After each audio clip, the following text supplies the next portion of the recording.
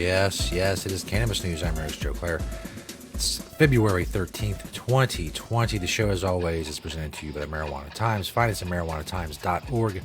Click the video tab there to find the show. A lot of great articles as well. marijuanatimes.org. Go check it out. I'm still, if you can tell by my voice and by the way I look, I'm still a bit under the weather and on copious amounts of flu medications. But nonetheless, I'm still here to do the show and bring you cannabis news as I do 5 days a week. And if there are any snafus, or if I say something stupid or mess something up, blame it on the medication.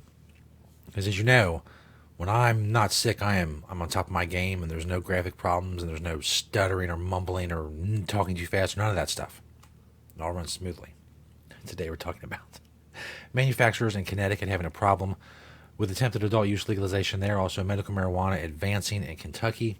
And it looks like bad news for a legalization attempt, adult use legalization attempt in New Mexico. All of that is coming up. But first, of course, cannabis news. It's brought to you by Natureside, nature-side.com, and their organic, all-natural pesticides grow safe and poison-free with Natureside. Don't use harmful chemicals or banned pesticides. Instead, use Natureside. Whether you're growing cannabis or anything else that people are going to be ingesting, don't use harmful chemicals. Grow safe and poison-free with Natureside, longtime sponsor of the show. Thank you, Natureside, for continued awesomeness. This first story by yours truly at marijuanatimes.org. Manufacturers in Connecticut speak out against legalization. These are mainly big-time, high-end defense contractors and basically war weapon makers in Connecticut speaking out against legalization. Now, they're not speaking out against having to hire people who use marijuana or not be able to test for marijuana. They're speaking out against legalization, period. Meaning not just potential employees they want to try to keep away from marijuana, which, as I point out in the article, marijuana is here. People under prohibition use and smoke marijuana. Marijuana use doesn't come about with legalization. It may increase some, but it's fairly robust under prohibition as it is. But they don't want to just prevent people who work for them from using marijuana. They want it to be illegal for everyone, every adult, to use marijuana, whether they might work for these companies, whether they might not, whether they'll never have a hope of working for these companies. None of that. They want to criminalize all of those people just so they might not have to hire someone they think. They're under the impression that, marijuana is not a problem they have to worry about until legalization, which is ludicrous, but that's probably the train of thought that they're on. So it doesn't matter to them, who you are, where you are in the state, whatever. They want legalization taken off the table completely. I point out many problems with that. Obviously, people who use marijuana and sell and grow it are not infringing on the rights of anyone else. Therefore, they're not criminals. As I pointed out, marijuana is already here, so that's really not going to help. Also, people who use alcohol and prescription drugs all day, they have many sensitive jobs. I mean, look at me. I have a very sensitive job. I'm hopped up on cold medication as we speak. And also, I point out, not for nothing, but these companies make weapons that kill how many tens of thousands of innocent people? But someone's working on something. They may have, used some medical marijuana, or you used marijuana to go to sleep last night, or used it for whatever reason they felt like because they're adults. That might be a problem because they're making very sensitive bombs and they have to be very efficient at killing people. So they really got to be on top of their game. Now, as I say in the story, most people in the cannabis community will tell you that they think the government should force companies to hire marijuana users and not test for marijuana. I'm not one of those people. If you're a company, you want to test for marijuana, fine, whatever. You should face the consequences for that. I don't feel that the government should force a company, whoever they are, to have to hire someone who uses marijuana. I don't care what the reason is. Now, where you go from there, that's up to you. Boycott them, shun them, post it on Facebook, whatever. I think it's stupid. I think it's hypocritical. I think it's a bad business decision, because what's going to happen is companies who don't want to hire marijuana users, they shrink their available labor pool. And as more people use marijuana, the further that labor pool shrinks from which they have to pick to get people who don't use marijuana to work for them. That's going to put upward pressure on prices they have to pay, the wages they have to pay people. So if they want to pay people more to get people who don't use marijuana, that's up to them.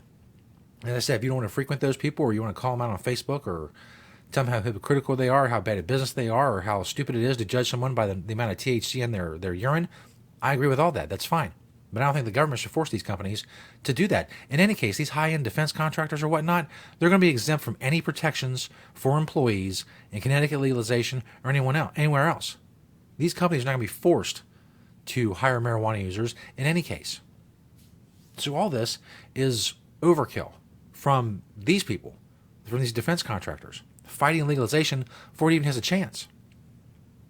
Because it's none of their business. It may be their business for people who work for them. I'll give you that. But everyone else who doesn't work for them, it's none of their business how much marijuana they use or where they work or what they do.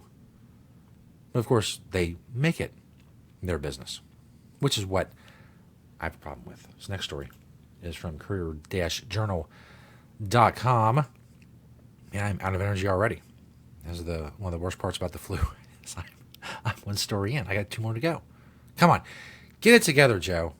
Kentucky House Committee advances bill to legalize medical marijuana. Now, last year, the same committee advanced the medical marijuana bill, and it did not come to a vote in the House.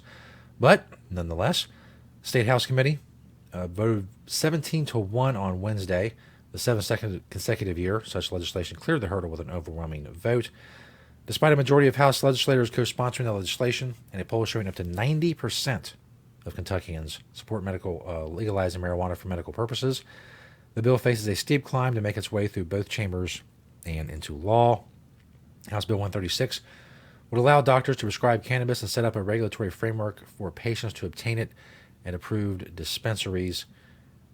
Go through who the sponsors are and stuff like that, and it's going to be a restrictive law if it's passed in any case. This is not the bill we want, said Jason Neems, one of the co-sponsors of the bill. He says the bill that we can pass, we will continue to move it forward and try to improve it. But on behalf of those here, on behalf of so many who have told their stories, I'm a strong yes when it comes to the House bill. Every year, many medical marijuana patients across Kentucky descend on Frankfort at the beginning of the year for a few weeks to lobby lawmakers, talk to them, tell them their stories, testify before committees, and such. Even those who spoke in opposition to the bill, such as Family Foundation of Kentucky Executive Director Ken Ostrander, said it would be the most restrictive medical marijuana state law in the country if it passed in its current form. So even that's not enough. That it'd be incredibly restrictive.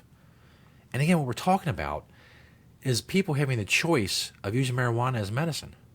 We're not talking about anything crazy. We're not talking about the right to run down the street with a heroin needle and stab people with it. We're talking about the ability for people to decide on their own if they want to use, with the advice of their doctor, if it's legal, their doctor can talk to them about it, obviously, and recommend it or recommend against it or whatever. I'm talking about these people choosing marijuana. But again, we got to get all these opinions and all these people, and they put in their 2 cents, even though it doesn't affect them at all. It doesn't affect you if someone smokes a joint for their ailment. Not at all. But here we are. Whether it gets to... the leader in the Senate in Kentucky has said there's a narrow path for medical marijuana to be legalized in Kentucky, but I wouldn't hold your breath. A very rural state, very conservative state. And I don't know how many different ways I can say, how many different ways or angles I can come at the ludicrousness of strangers deciding whether or not other strangers can use marijuana for a medical condition. We just got to a point somewhere where we just accepted that that's their business too, and we need their opinion before we can go forward with what we're doing. But we don't, or we shouldn't, at the very least. This last story, newsforjacks.com out of New Mexico. New Mexico bid for recreational marijuana is all but doomed. That's right. New Mexico's bid to become the 12th U.S. state to legalize recreational use of marijuana abruptly fell flat after state senators and a legislature dominated by Democrats rejected a bill that would have forced permission for sales in all of the states, cities, and towns. In a late-night committee vote Wednesday, 2 Democratic senators joined with Republicans. It was a 6-4 vote to halt the legalization bill that would have also expunged past marijuana convictions and help the state's existing medical cannabis program with tax breaks and patient subsidies. They have a very short window in New Mexico to get legislation done. It's 30 days. The lawmakers there aren't paid for what they do there, so it's very short, it's very quick. They want to get in there, out, and there really doesn't seem to be enough time to get all of this done. Let me go down here. The task force, there was a task force The governor of New Mexico is very much behind legalization. She put a task force in charge. They had recommendations. But one of the problems, is that the bill was 186 pages. And look, I understand there's a lot of government speak and legal speak and double speak, and there's a lot of, person of the first party of the part of the second party of the first person, and there's amendments and there's, Roman numerals and different subsections and all of that. But 186 pages to allow marijuana sales. It's just, there's got to be stuff in there that can be taken out. There's got to be stuff in there that really isn't quite necessary. And I haven't even read the bill. And I'm not going to, I'll be honest. I'm not going to. At all. Especially now, because it's not even going to be passed. There's even less of a point. Moving complex bills through the legislature is tough because of unsalaried lawmakers who have only 30 days. As I said, it's just... And going through the legislature in the first place is another problem. They can't go to the ballot box in places like New Mexico. It doesn't look good. And it's a rough way to start 2020. New Mexico was one of the states that activists thought may have a chance to get on the board, if you will, with legalization. The governor, as I said, very much in support, but things just didn't come together. There was objections to licensing provisions for marijuana businesses that required an agreement with organized labor. There's also the granting of business licenses to people with past drug convictions, including distribution offenses. People had problems with that. There was criticism of requirement that the counties, cities, and towns allow recreational marijuana sales where local alcohol sales can be prohibited. So forcing communities and counties to accept sales, that was a problem as well. So it doesn't look good in New Mexico for this year. I guess there's still time. We'll see what happens. We'll continue to cover it. That story and more right here on Cannabis News 5 days a week. Check us out at marijuanatimes.org. Keep sharing and liking and commenting on the videos and spreading the truth about cannabis with this show. Thanks for watching and listening today. We'll see you next time right here on Cannabis News.